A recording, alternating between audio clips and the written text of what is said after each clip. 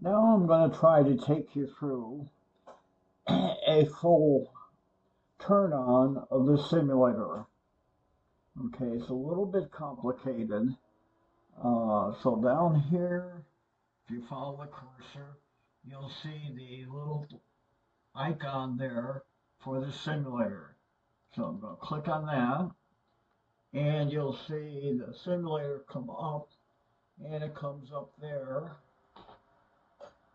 in a certain view. So what we're going to do now is go down here, and I usually change that view. You can see settings comes up, and we have daytime. I usually like it dark because it's easier to see. And then you can change the size of it and the speed. Generally speaking, I tend to leave them the same. Then we're going to confirm that. And now you can see it turn black. And down here, we have our preview. So if everything works here, I'm going to go back to this screen here. And up here now,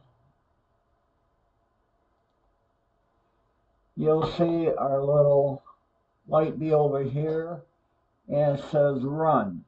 So now when I go over here, what we have is mission send, mission start, and run the program. Then what down we have here is a crash in case things go wrong. This has to be Jingle Bells.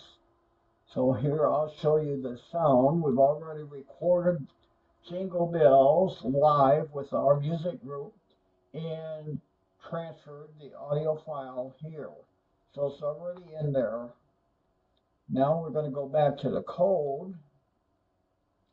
And you can see it's going to start here with mission start. And then it'll wait 62 seconds and Jingle Bells will start playing. And then they're going to have it stop all sounds here. So that's part of the start menu.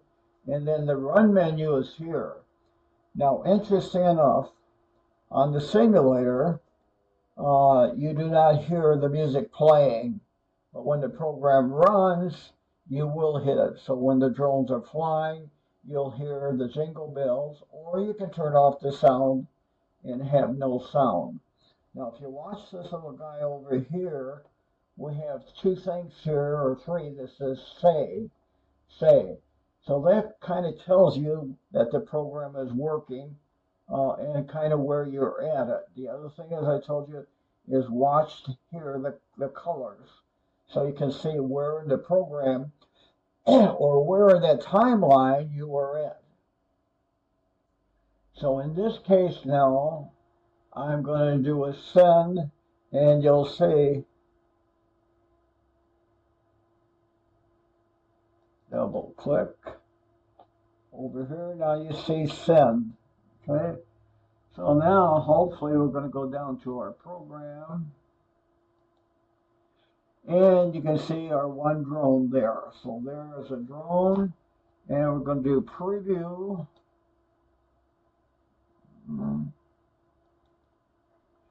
And click it again, and it's taking off. So now you'll see it going to go through the maneuvers.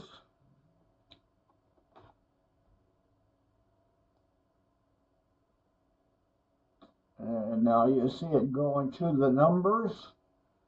It'll be changing the color as we go through. And you can see it's now doing a circle. And here we are back here. So take this down and we can find where we're at in the program by the color and the movement. Or you can follow that little box that I just showed you. Should be up there in the left-hand corner when you really go through a run of the program. Right now I'm just trying to show you the way it's programmed. This program therefore, you can count from left to right. You have 1, 2, 3, 4, 5, And then how high it's going is 1, 2, you'll see there, up to 1, 2, 3, 4, 5, 6. Now it's going to end with a flash. It goes outside because that's where it's going to land. And it's going to land.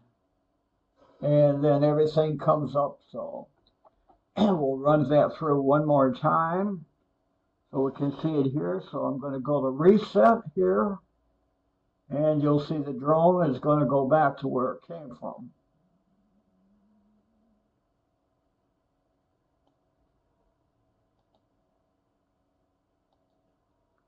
Okay, hit reset. Then we're going to hit play again. And you'll see the drone go back to number 1 where it was supposed to take off. And again, this time you'll see the complete picture. You see the timeline up at the top with the yellow dot moving along, telling you where you're at. And then on your left side, you'll see the running of the program. We're up to number 28 on the time, and a circle, and the color is green, and it's step number 12.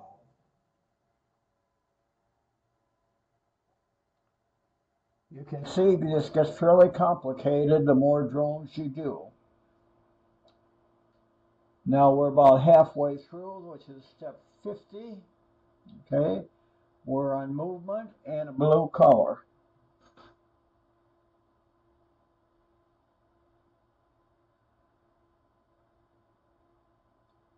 And you can see we moved into a little bit more of the squares on the carpet. 2 more on the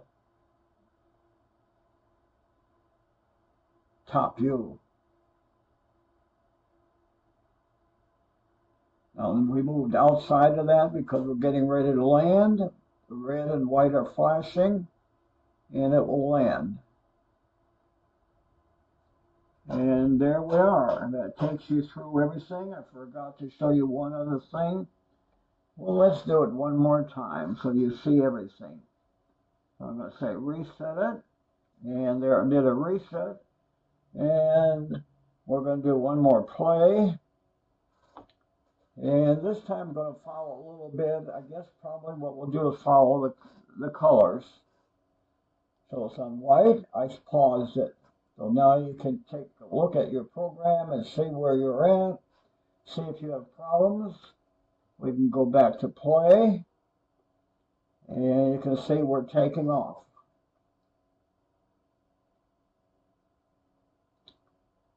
So if you want to take each of the formations, it said now we're going to start a formation there. And when it changes color this time, there's a circle.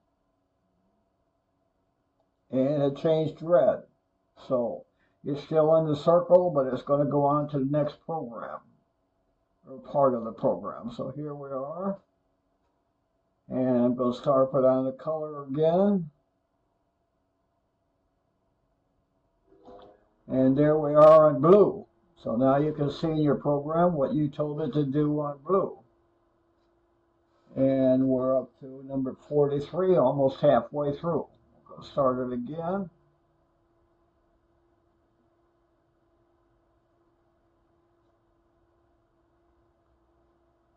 And now we're doing a square at 55, and it turned red.